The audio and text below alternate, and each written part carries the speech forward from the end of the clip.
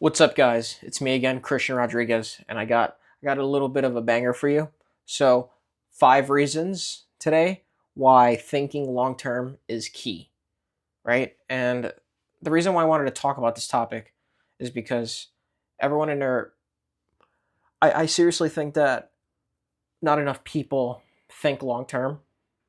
Many people think short term. They think of what can they get now, what can they get immediately, what works now, because many times for the first point, right, you're far more likely to take the boring but good for you option versus the short term but terrible for you option, right?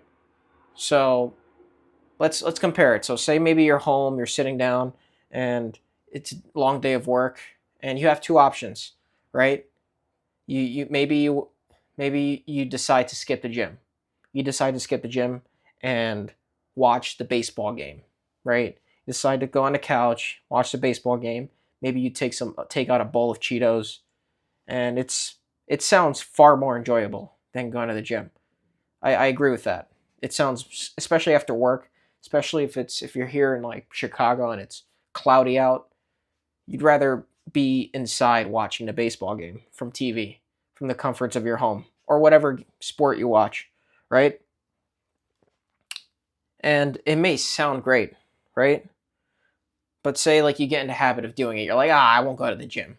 I'm gonna skip the gym again. I'm gonna skip the gym, and you're skipping the gym often. You're making it a habit of skipping the gym, watching the game, watching something on the TV, right?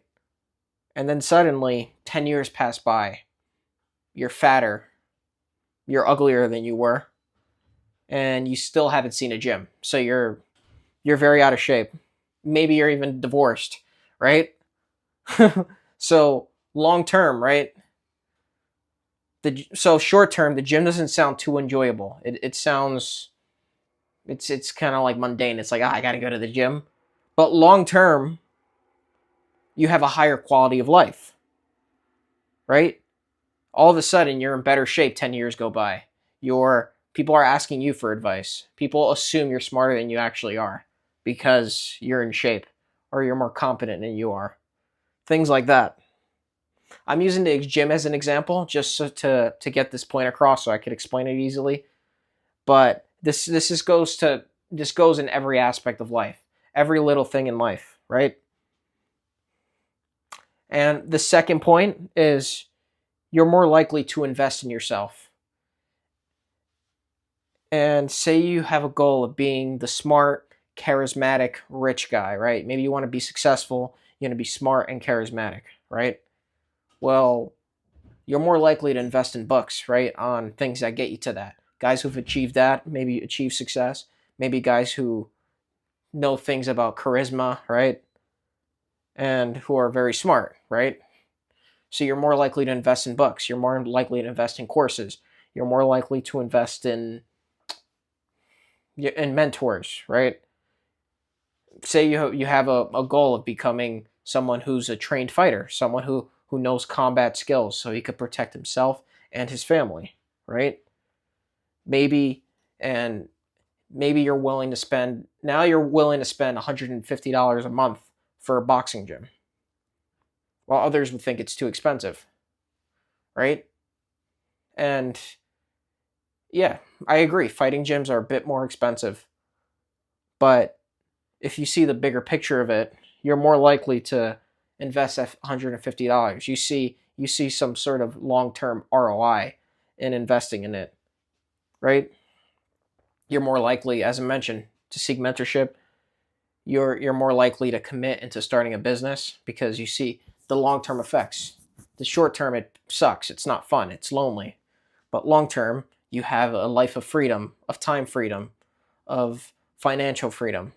There's no cap, right? So it's the same with learning languages, right? Like I decided to learn French. I decided learning it because I have a long term vision towards my learning of French, right? Other people would see the discomfort of learning another language. You got to sound like a 5-year-old for a long period of time. You got to talk and sound clueless. You got to struggle. You got to struggle through pronunciations like the French R or something like that. It's not comfortable. It's not fun. You're going to be talking to your tutor, and you're going to be struggling how to articulate how you usually would say something, but in that language. But I see the long-term picture of it, so I'm willing to go through that pain. All right, so next, the third point. You learn not to take things too personally, right? And you're less likely to be manipulated, right? So just think about it. When I was taking a program, I was taking this program, right? And it was to help me because I was I was after college and I needed help getting like a corporate job. And I remember taking this program, and they had told me, I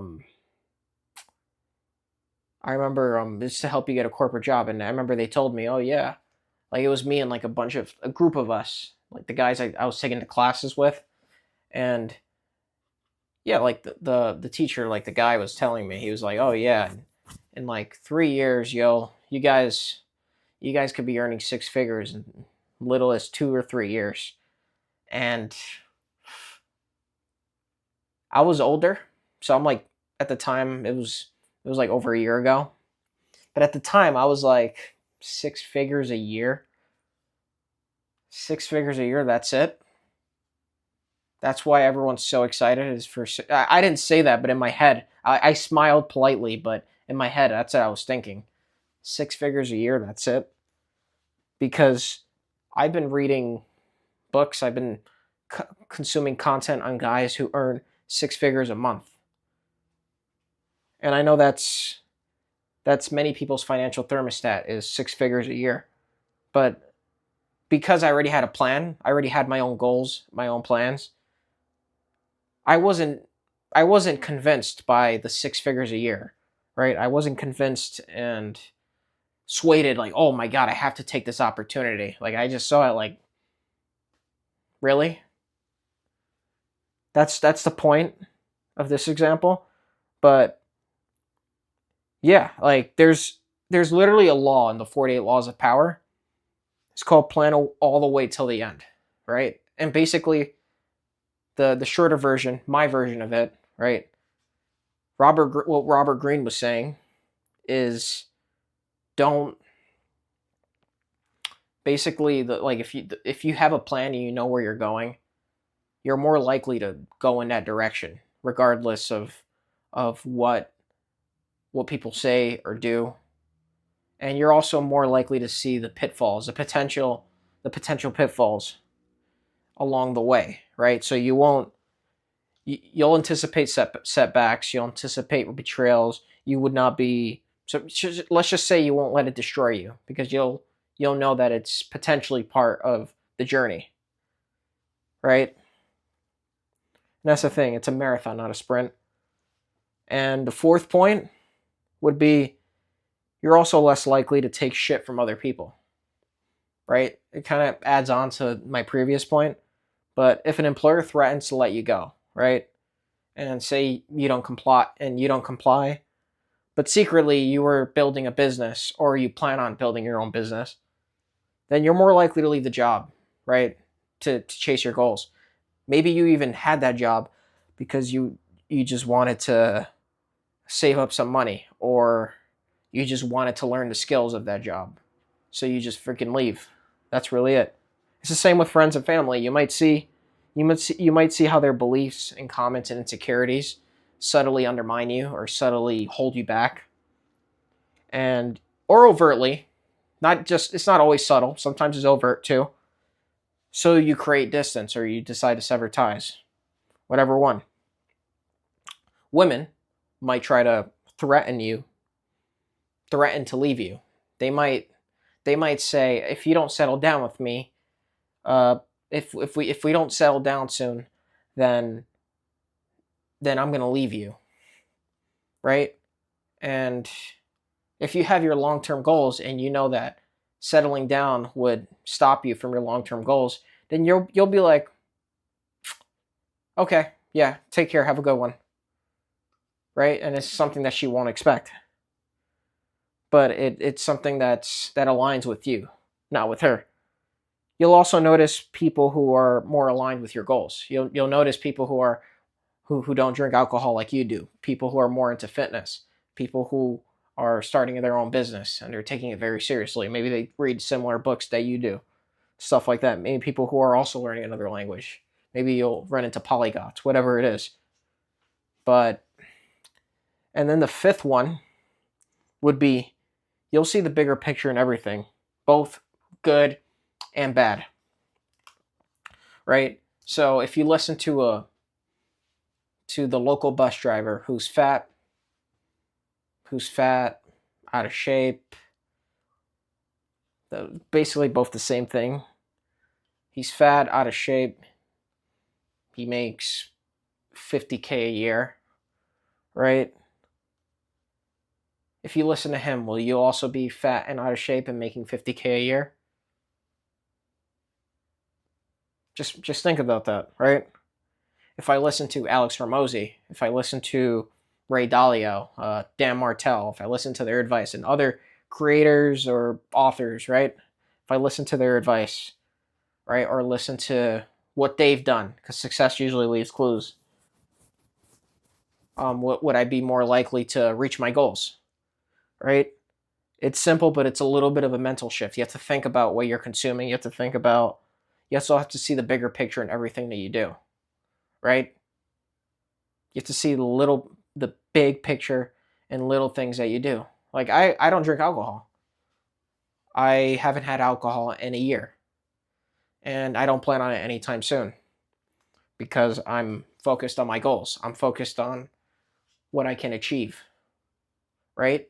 For myself in the next 10 years from now. But if you're focused on the short term, you're not going to be thinking about this stuff. You're going to be thinking, "Oh, it's boring. Why am I going to cut out alcohol? I'm not going to be able to socialize with people." I don't socialize with people, let's be honest. Like if you had my life right now, you'd be bored. But I engineered it that way because I'm not looking to have fun right now. I'm looking to reach my goals. And then there will be a time and place for me to have fun. Right? So the business stuff, for example, right, that I'm doing. Of course, Friday, Saturday night, I'd rather be out with women, beautiful women. I'd rather be going out. I'd rather be having fun, right? Even though not anymore, but I'd rather be going out. Maybe I'd rather go out and like find some sort of fun, go to an upscale establishment, something like that, right? Than work on my business stuff. I'd rather do that. But I see the long-term bigger picture of what I do. Even of me learning French, I see the long-term bigger picture of me learning French. Reading books, the little actions I take, right? Bulking. Right now, my physique doesn't look great. I kind of have a gut. I kind of have a dad bod, right? But I know once I start cutting again, I'm going to look more jacked because of it. So you seriously have to think in long term. And you have to have some willingness. The thing is, when you think long term, you're going to be more willing to push through discomfort, to push through shit. That's really what it is. You're going to be more willing to push through shit. You're going to be more willing to go through rejection because you know it's part of a long game. Like you're going to be playing chess while everyone else is playing checkers. That's a good way to think about it. So the thing when I think of a man without a plan, I think it makes him more vulnerable to peer pressure, to manipulation, to fear, to doubt, to just complying, to comfort, everything, all those little things that may stop you. I think you're more vulnerable to it if you don't have any sort of long-term plan or goals. So I'll leave it at there. Thank you guys so much. Shoot me a follow. I'm going to make more videos like this. Take care.